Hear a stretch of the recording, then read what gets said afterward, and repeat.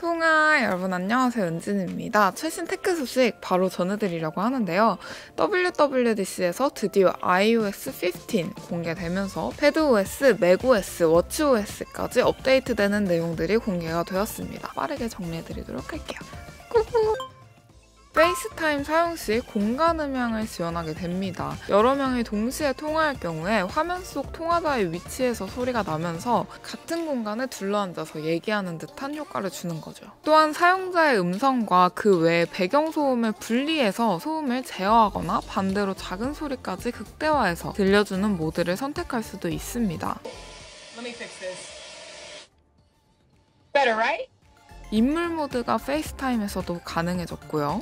그룹으로 페이스타임 사용할 때 화상회의 어플처럼 이렇게 격자식으로 설정할 수 있게 됩니다. 회의를 하거나 수업을 듣거나 어떤 모임을 가질 때 되게 활용하기 좋을 것 같아요. 새로 공개된 쉐어 플레이를 통해서 통화 중에 핸드폰 화면을 공유하거나 영화를 함께 감상할 수도 있습니다. 물론 저작권 때문에 협약을 맺은 몇 개 업체들이 공개가 됐고요. 디즈니 플러스랑 틱톡이랑 트위치도 있더라고요. 보수적인 애플이 이렇게 API를 열어주면서 협업하는 게 어색할 정도인데요. 심지어 페이스타임 링크를 공유하면 안드로이드, 윈도우 기기의 웹브라우저에서도 페이스타임 통화에 참여할 수가 있다고 합니다. 이제 드디어 회사 컴에서 페이스타임을 할 수 있는 건가? 공부하거나 영화를 볼 때 뭔가 딱 집중하고 싶다. 그러면 알림 꺼두기 위해서 방해금지 모드를 켜두곤 하잖아요. 애플이 우리의 필요를 알고 업무 시간, 취침 전, 운동할 때 이런 여러 상황에 맞춰서 맞춤형 앱과 위젯으로 홈화면 페이지를 보여주게 됩니다.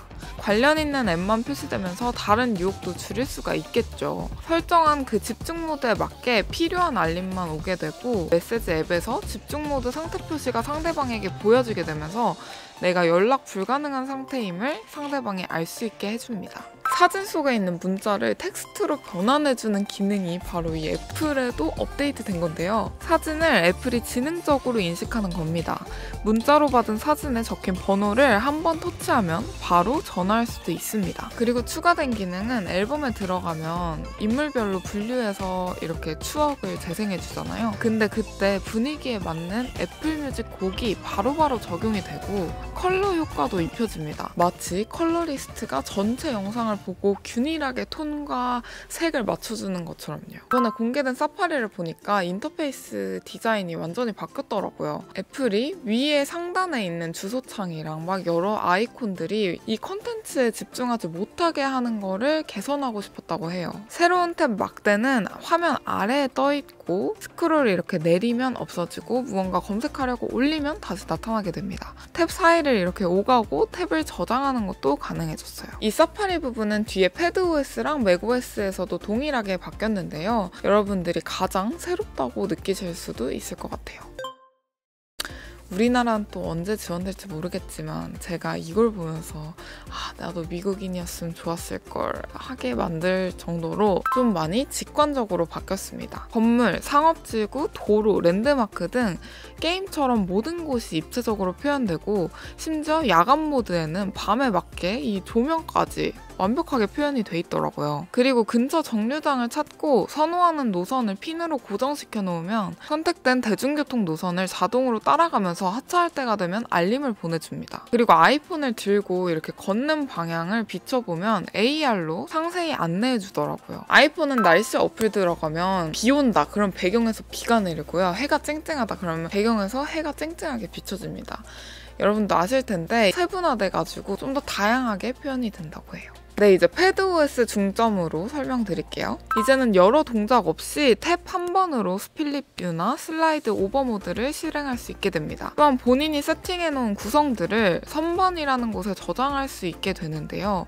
이게 드디어 애플에서도 가능해지다니 정말 믿을 수가 없습니다. 너무 기대돼요. 이제 아이패드 홈 화면에서 위젯을 자유롭게 배치하실 수가 있습니다. 게임 페이지, 사진 페이지 등 본인이 원하는 테마의 환경을 페이지별로 만들면 아주 편하겠죠. 있죠. 또한 아이폰에 적용되었었던 앱 보관함 아시죠? 그게 아이패드에도 추가됩니다. 기존 메모를 빠르게 쓸 수 있도록 터치 한 번으로 메모할 수 있게 되는 겁니다. 번역 앱에서는 이제 언어를 따로 선택하지 않고도 그냥 어플을 켜두고 각자 다른 언어로 대화를 하면 알아서 번역해준다고 하는데요. 아까 앞에서 사진 속에 있는 텍스트도 이제 아이폰이 읽어준다고 했잖아요. 패드OS에서도 사진에 있는 텍스트로 바로 번역이 가능해집니다. 자, 이제 맥OS로 넘어가 보도록 하겠습니다. 지난번 맥OS 이름이 빅서였다면 이번에는 바닷속에 들어가서 몬트레이라는 이름으로 우리에게 공개되었습니다. 기능적으로 했던 건 유니버셜 컨트롤러입니다. 아이패드, 맥북, 아이맥 모든 기기가 동시에 작업을 하고 있는 경우 기기들이 가까이에 있기만 하면 어떤 설정 없이 하나의 마우스와 키보드로 맥과 아이패드를 오가면서 매끄럽게 작업할 수 있는 건데요. 이건 미러링 해주는 사이드카와는 완전히 다른 개념이에요. 각자의 OS는 유지한 채로 하나의 키보드와 마우스로 이제 조작을 할 수 있는 겁니다.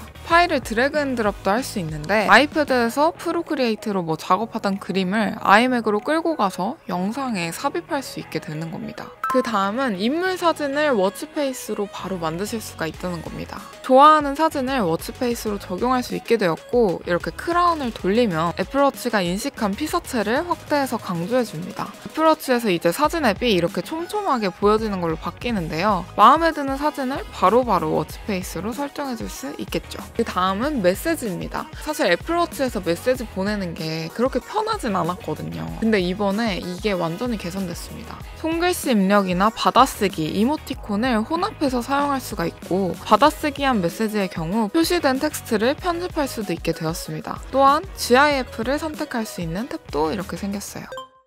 네, 이렇게 해서 2021년 올해 WWDC 업데이트된 내용들 한번 여러분들과 정리해봤는데요. 개인적으로 M1X나 M2를 암시하는 뭔가가 나오지 않을까 하는 루머 때문에 혹시나 했는데 아니었습니다. 근데 역시나 애플은 아주 세심한 부분까지 신경 써서 이번에도 업데이트 해준 게 좀 많이 느껴졌어요. 제가 평소에도 불편하다고 생각했던 게 많이 개선이 돼서 빨리 베타 버전 적용해서 여러분들께 영상으로 소개해드리고 싶네요. 새벽 4시까지 보고 이렇게 바로 영상 만들었는데 오늘 영상도 좋아요와 댓글 부탁드리도록 할게요. 그럼 다음 영상에서 만나요.